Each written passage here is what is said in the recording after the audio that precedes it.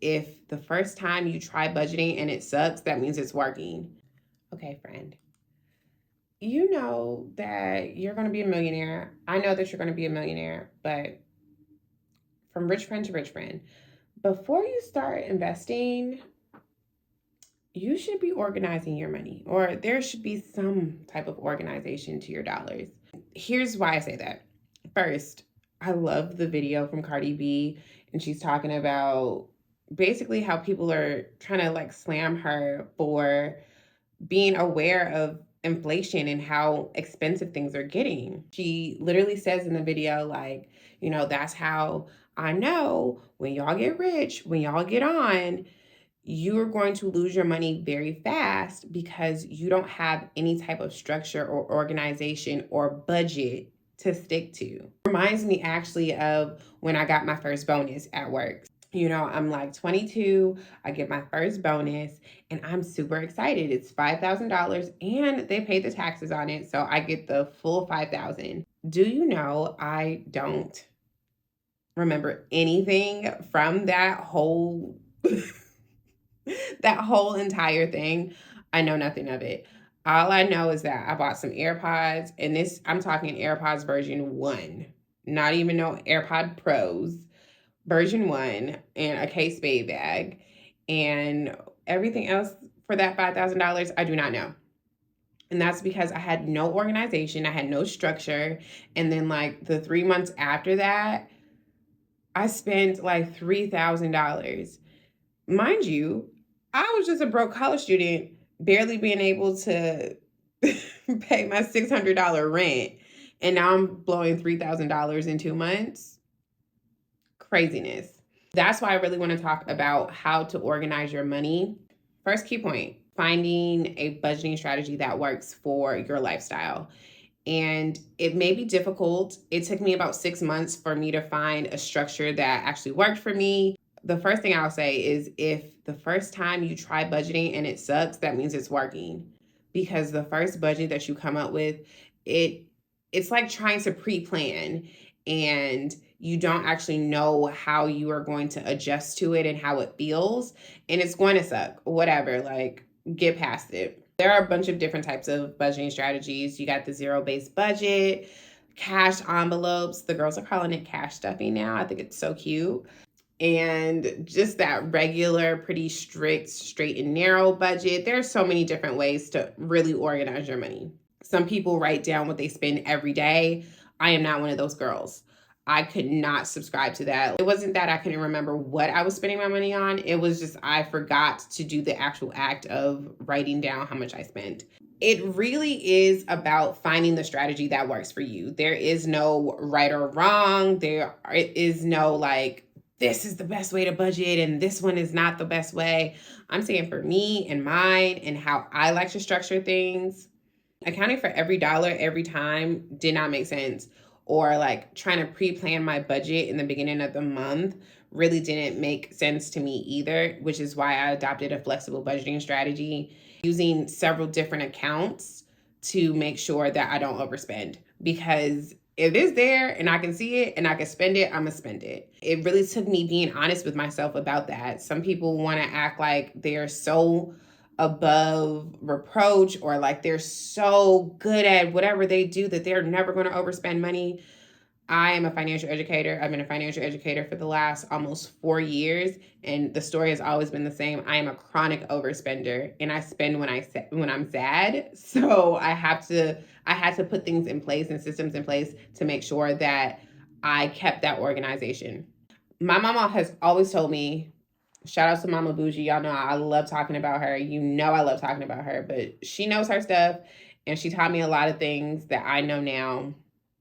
But she always would say, you don't keep all of your eggs in one basket. You don't keep all your money in one bank. And having more than one bank was really the key and the strategy for me to organize my dollars. So I want to pass this on to you.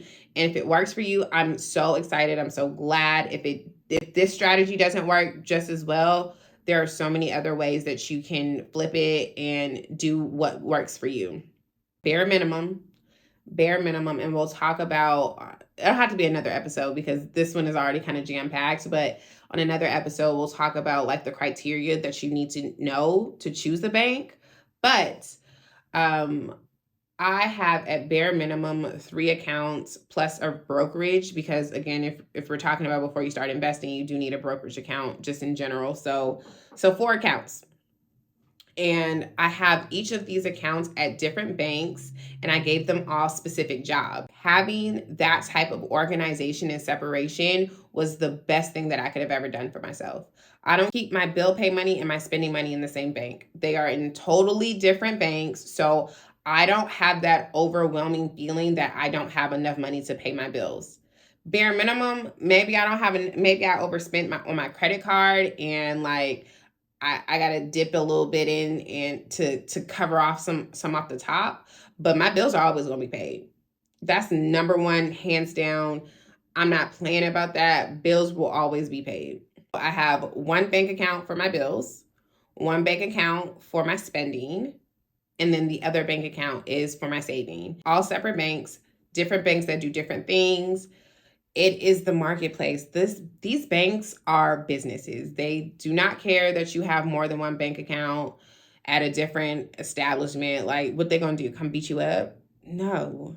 Don't be scared to have multiple bank accounts. And then the last one is going to be your brokerage account. Of course, if you're stock market investing, you want to make sure you have a brokerage account that works with you and that you can understand, that's easily accessible, that's easy to use. Now, it seems like a lot, right?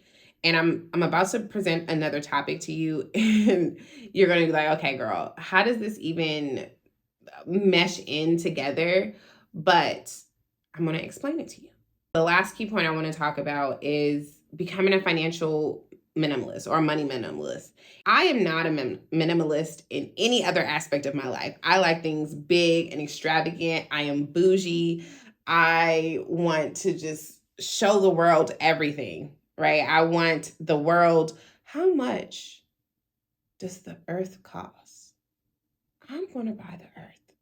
That is my thought every time I get paid, right? That was my thought the first time I ever got a big girl check. In every other aspect of my life, I am a maximalist to the core. But when it comes to my money, I like things simple, straightforward, and right to the point. I don't like too many moving parts. I don't like to have so many different avenues and so many different things because then I get overwhelmed. Stripping down your budget to getting back to those bare bone basics before you start introducing any stronger or any more severe, what are the words I'm looking for?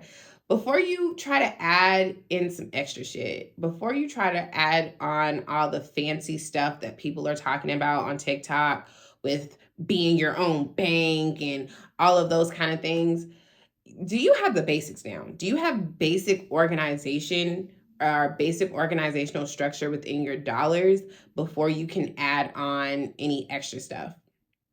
If the answer is no, then friend, it is not your time to start investing. It's not your time to start trying to do more advanced tricks, hacks, or whatever that the latest TikTok money person is talking about.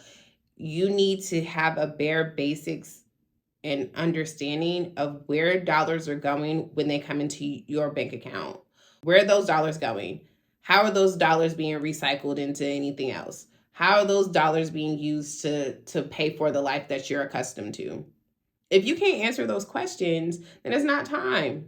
It's not time. I need you to give it a month or two, get you a good budget, and then we can come back and talk to it. I said a lot here, and I want you to understand that being organized is really the ground floor of any investing strategy. There is no way that you can be a successful investor without you being organized and have a place for everything. Now, you don't have to be as crazy as I am. Now, my friends will tell you, even my money friends, I run some of the stuff that we do in organization wise. I can organize something. I can give it a place And sometimes I even get caught up with trying to streamline something before I've even like experienced it. Don't be like me. I'm trying to make you better than me, friend. Obviously. Before you start investing, I just want you to really think about it. How organized is your money? And do you have an organization standard? Once you have a standard for operating money coming in and money going out and money to be invested, then we can talk about doing something a little extra.